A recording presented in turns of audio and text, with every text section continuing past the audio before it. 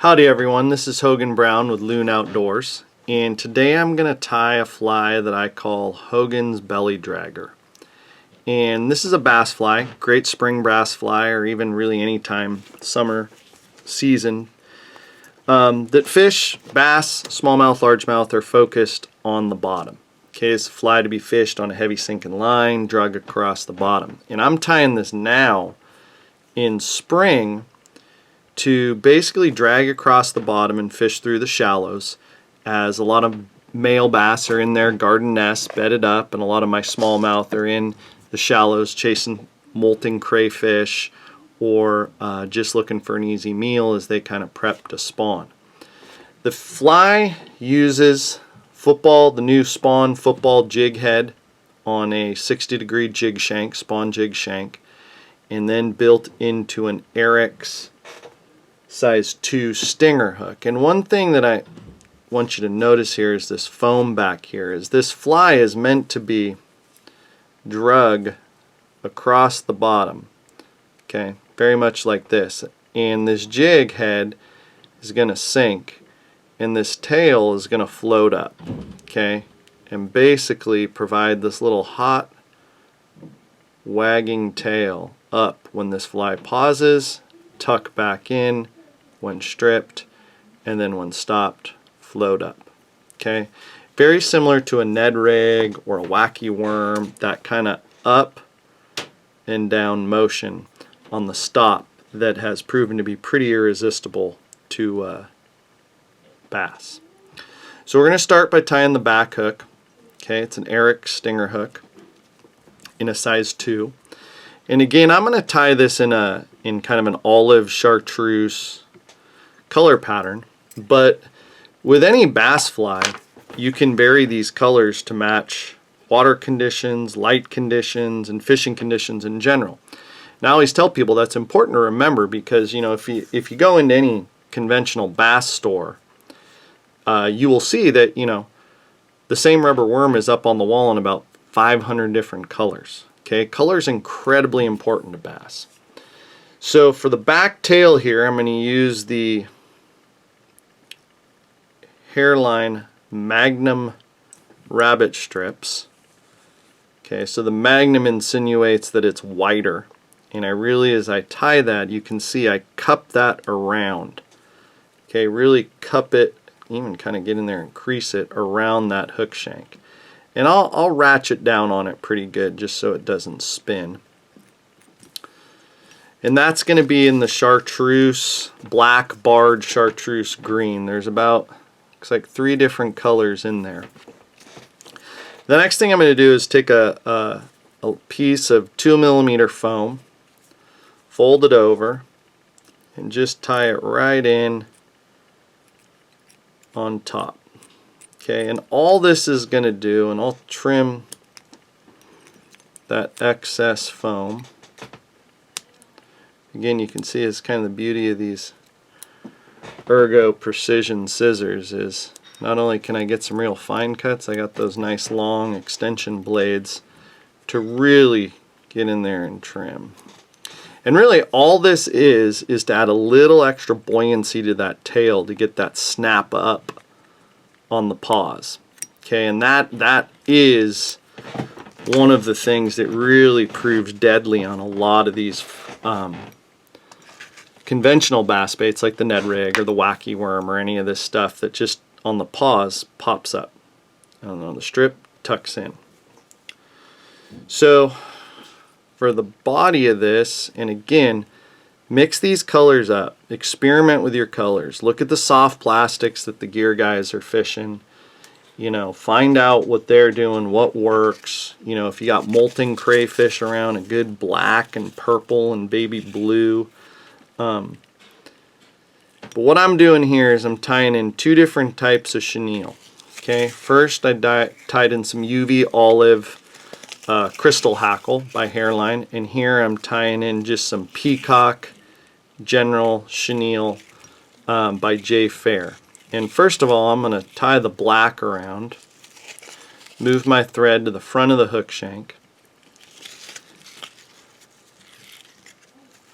and just palmer this. And I don't worry too much about how this is going to look, because this is basically an underbody for the Krystal hackle to go over.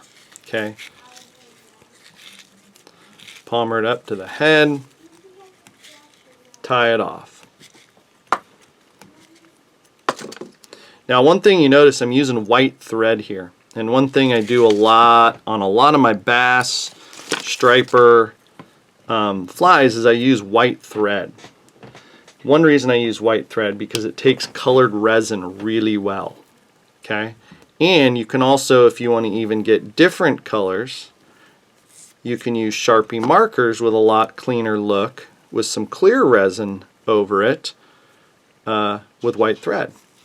Now I'm going to palmer that UV olive Krystal hackle around, and again, it's not so much that it's creating a body. If you look, it's just that dark and light tone that mixes through with the black. Okay, that's a really important part, I think, with a lot of bass flies, is dark over light and give it kind of that three-dimensional look to it. And again, it's not a very bulky fly. Give it a few extra wraps in the front. And give it some thread wraps to tie it off.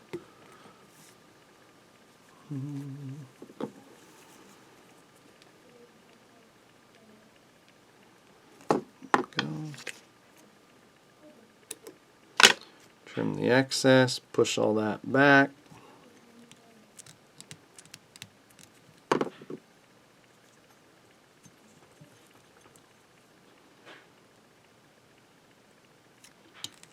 Secure that head with a bunch of thread wraps. And then that is your back hook or your tail. Tie it off. And to show you, a lot of times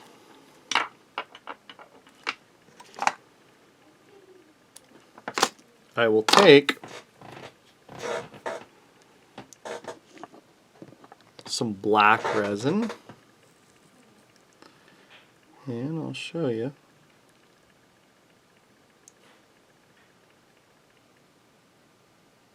Build up a nice head, and this is just the UV black fly finish. Okay. Hit it with my UV infinity light. And I'll do a couple coats to get that nice kind of build up. One thing you can do too here on these heads with these jointed flies is you can always use, say, like some Chartreuse or some hot green, okay, to give it a little hot spot in the middle, versus black, which is definitely not a hot spot, but I feel it kind of matches up with that underbody nicely. Okay, give it a nice good bake. Okay, and you got that. Alright, so next thing we're going to do, we're going to take the spawn, okay, 60-degree jig shanks. These are the 20 meters or millimeters. These are not the micros. There is a micro if you want to tie some smaller ones that are really nice. But if you look at this, just a normal shank, but with a jig, 60-degree jig on it. Okay, and you have these footballs. Okay, these are great invention by these guys. And if you know anything about conventional bass gear, there's a lot of jig heads in that football size. And so what I'm going to do is I'm going to bend that open a little bit. Take that jig head and thread it on like that. Okay? Then I'll take that back and bend it closed. Okay? That puts the head on.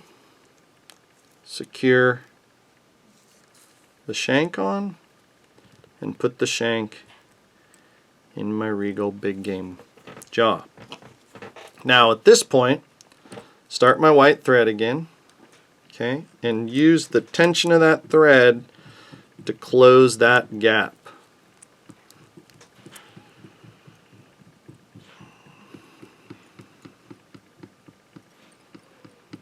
Okay.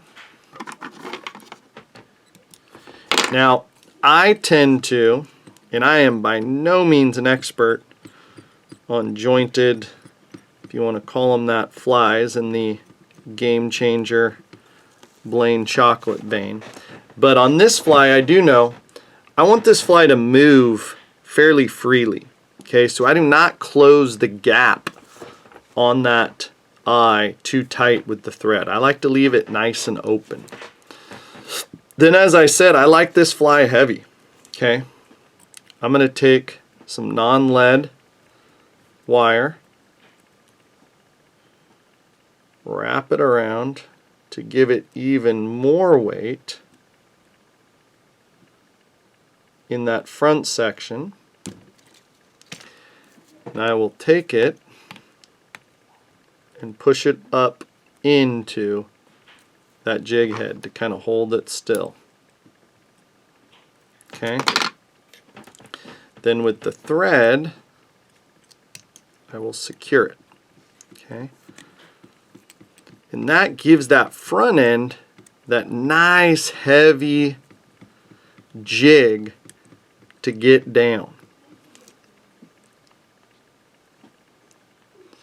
And what that does is that's going to keep that head down, dragging across the bottom. Okay, and that really, when those fish are on those beds or they're cruising the shallows or those smallmouth, they're coming up onto those rock flats, they really are nose down looking for something, digging around or scooting along the bottom. Their eyes are glued to the bottom. Okay, and that is when this style of fly and this style of fly fishing, it's not the most active, by no means is it, big topwater explosions. A lot of times it can be sight fishing, which is cool. You can see those fish cruising the shallows, and you can throw something in that first, say, 3 to 4 inches of water and they don't even look up. It goes right over their heads. Okay, especially the spring smallmouth. They want that fly right down on the bottom in front of them. So again, I take a little palmer of that Krystal hackle right at the base there, tie it in and palmer it to give it a little bit of a bump. Okay, and I clean that up, pin it back, and then I take one nice poofy marabou feather. Okay, and when it comes to bass flies, this is just basic olive marabou.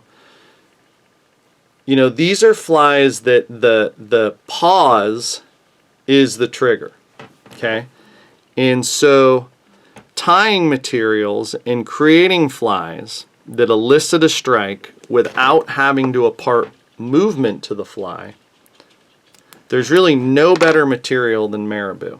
Okay, marabou standing still posts or pops and dance and wiggles like better than any material I've ever seen as a fly tire. And so I tie that feather in, and as I palmer it,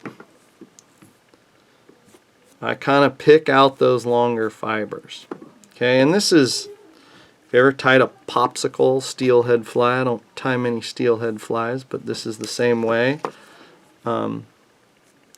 Get that around, pull those out, and all that fiber, man, when that fly comes to a stop, that tail's going to kick up, and that fly is just going to dance with all this marabou. Okay, get one more, wrap that thread around there, and this is one of those flies that you're going to have to clean it up because it's not going to look pretty. I'm looking at my little viewfinder going, who's going to want to tie that fly? But I guarantee if you made it this far, stick with me.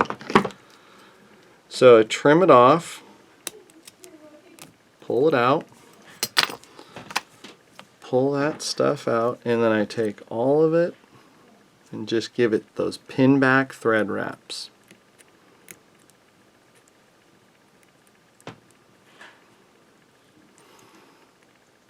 Okay, secure that. You're not done yet. Now you got that nice kind of poof. Okay, you can see that's going to poof and pulse and dance. Okay.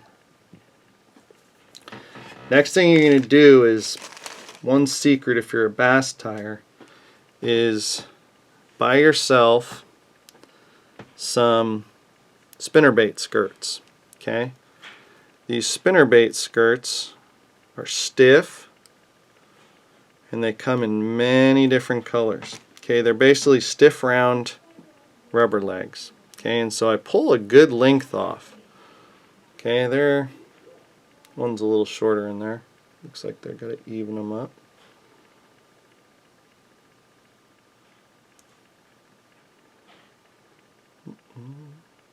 There you go, even those tips up. They're pretty long. Okay, and so I kind of split the difference, taking 3, tie them to the side.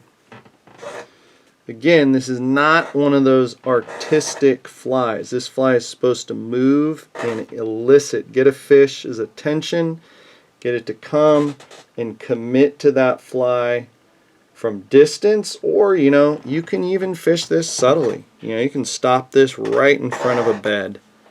That fish can come, look at it, think about it, and then grab it. Okay, it's meant to move and dance with minimal motion applied to that fly. Okay, so I tie 2 sets, so 3 on each side. I do not cut them. I keep them long and out. Okay, then I'm going to take that same black Jay Fair Peacock Chenille, tie it in right on top, move that thread to the front there, and I'm going to palmer it. This is just going to be a head. I'm going to split those rubber legs to begin with, and then once I split them, I'm going to wrap it into the front. Okay, so you're not pinning it back by any means. Okay.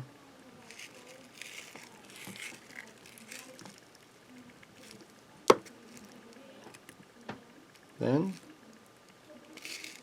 tie it off.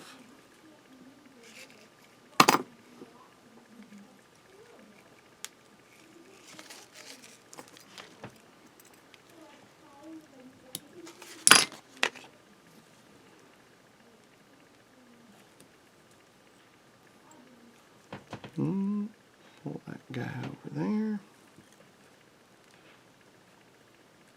Give it a nice couple thread wraps.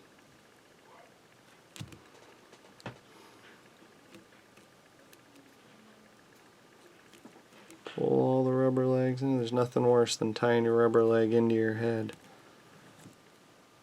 Tie it off.